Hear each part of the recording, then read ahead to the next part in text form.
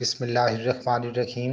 معروف اینکر اور کالم نگار جاوید چودھری اپنے ایک کالم میں لکھتے ہیں، ریمنڈ ڈیوس کے معاملے میں مزید 4 حقائق بہت اہم ہیں۔ یہ حقائق ایشو کو جاننے کے لیے انتہائی ضروری ہیں۔ پہلی حقیقت خود ریمنڈ ڈیوس ہے۔ ریمنڈ ڈیوس نے اپنی کتاب میں خود کو کنٹریکٹر قرار دیا تھا۔ ریمنڈ ڈیوس نے اپنی کتاب میں لکھا، میں نے فہیم اور فیضان کو سیلف ڈیفنس میں گولی ماری تھی۔ یہ بھی جھوٹ ہے، انسان سیلف ڈیفنس میں ہمیشہ دوسروں کو زخمی کرتا ہے۔ یہ ان کا پیچھا کر کے انہیں 10 گولیاں نہیں مارتا۔ یہ ان کی موت کی تصدیق بھی نہیں کرتا اور ان کی لاش کی تصویریں بھی نہیں بناتا، جبکہ ریمنڈ ڈیوس نے فہیم کو 1 سامنے اور 3 پیچھے اور بھاگتے ہوئے فیضان کو 5 گولیاں ماری۔ ریمنڈ ڈیوس نے گاڑی سے نیچے اتر کر ان کی موت کی تصدیق بھی کی اور لاشوں کی تصویریں بھی بنائیں۔ چنانچہ یہ قتل کسی بھی طرح سیلف ڈیفنس نہیں تھے، یہ سنگ دلانہ قتل تھے۔ ریمنڈ ڈیوس اگر چاہتا تو ان نوجوانوں کو زخمی کر کے آگے نکل سکتا تھا، لیکن اس نے باقاعدہ سوچ سمجھ کر نشانہ لے کر دونوں کو قتل کیا۔ وجہ شاید اس کی وہی غلط فہمی تھی کہ یہ دونوں نوجوان خفیہ ایجنسی سے تعلق رکھتے ہیں، یہ اس کے مشن سے واقف ہو چکے ہیں اور یہ اسے قتل کرنا چاہتے ہیں، اس لیے اس نے انہیں قتل کر دیا۔ فیضان حیدر ٹمبر مارکیٹ راوی روڈ اور فہیم شمشاد بیگم کوٹ شادرہ کا رہائشی تھا۔ علاقے کے لوگ ان کی حرکتوں سے بخوب واقف تھے، یہ آج بھی ان کے کردار پر روشنی ڈالتے ہیں۔ یہ روزگار سے محروم بھی تھے۔ فہیم کی بیوہ شمائلہ کمل نے 6 فروری 2011 کو فیصل آباد کے چک رسول پور میں چوہے مار گولیاں کھا کر خودکشی کر لی۔ یہ خودکشی بھی انتہائی مشکوک تھی۔ لوگ خودکشی کے بارے میں بھی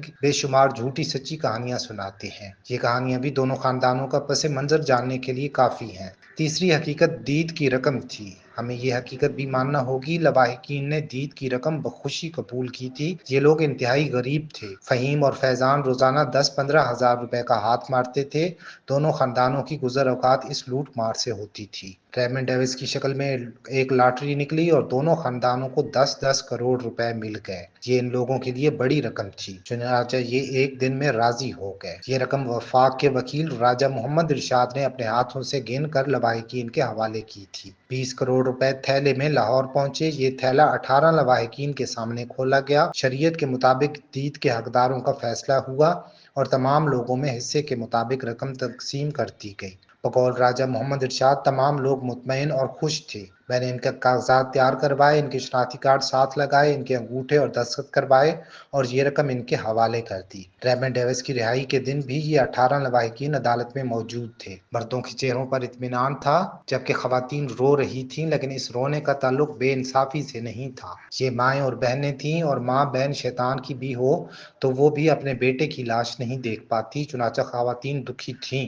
لیکن اس دکھ کے باوجود انہوں نے اپنا حصہ بھی وصول کیا، دید کے کاغذات پر دستخط بھی کیے اور جج کے سامنے یہ بھی تسلیم کیا، ہم پر کسی قسم کا دباؤ نہیں، ہم اپنی مرضی سے قاتل کو دید کے عوض معاف کر رہی ہیں۔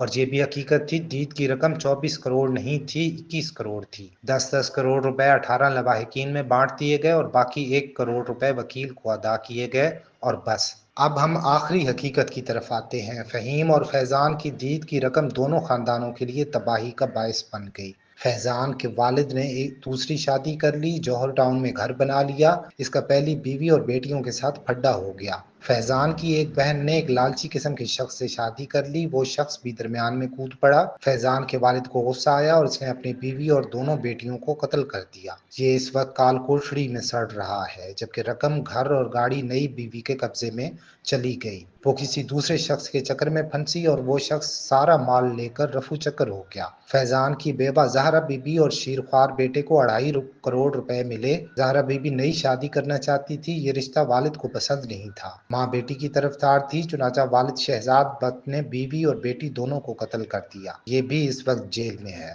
فیضان کے بھائی بھی دولت کما کر کوڑی کوڑی کے محتاج ہو چکے ہیں۔ فہیم کے خاندان کے لوگ بھی خون بہا کی رقم لے کر لڑتے رہے، یہ آدھا خاندان بھی قتل ہو گیا۔ مال کا ایک حصہ پولیس لے گئی، ایک حصہ وکیلوں کے کام آیا اور باقی مال رشتہ داروں نے لوٹ لیا۔